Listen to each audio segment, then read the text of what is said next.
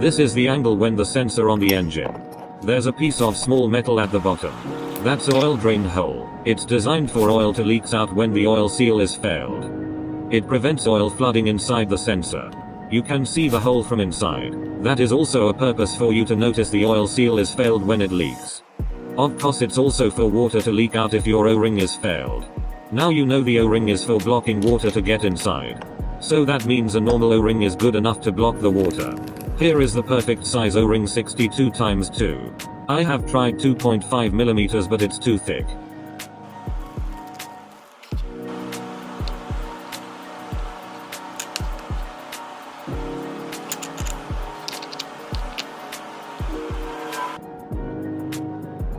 I am pressing extremely hard but you still can see the gaps. Now let's screw it tight.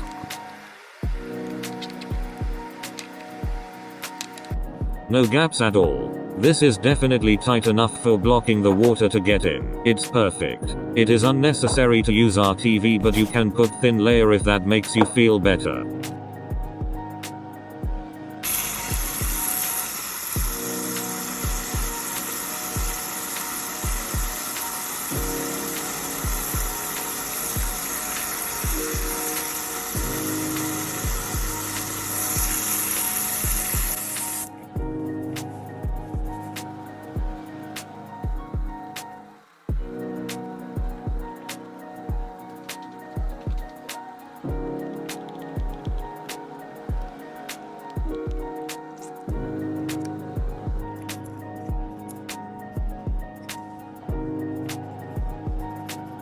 It's no leaks at all and I don't believe you would rinse your engine like that.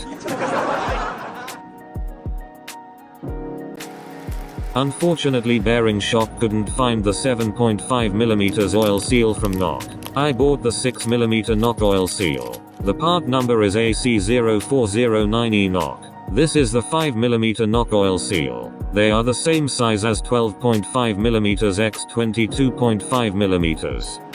Unfortunately, the 6mm seal is too loose, and I realize they are different design and different material. End up the 5mm oil seal is the only choice. BH3888E NOC. You can buy this O-ring and oil seal from your local bearing shop easily. One washer missing causes big gap and play. Now put on the Fibre washer.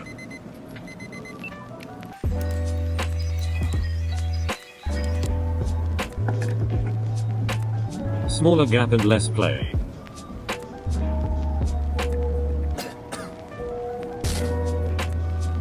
Unfortunately, this Fibre washer still a little too thin. The key should sit completely flat but it is way better than before.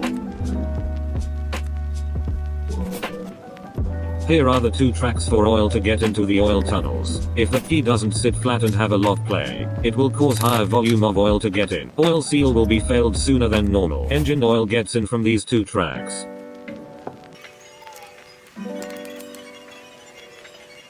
Here are the two oil tunnels for oil to lubricate and cooling the rotor shaft.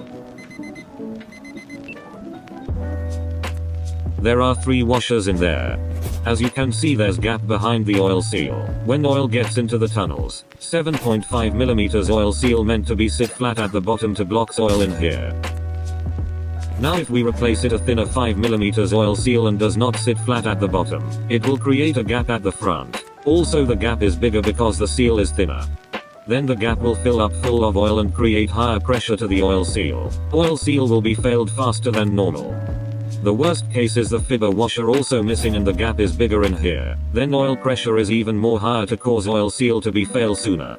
In conclusion, you need to put in the Fibre washer and make sure the thinner oil seal sit 100% flat at the bottom. And these are all the parts you need to repair. Prelude.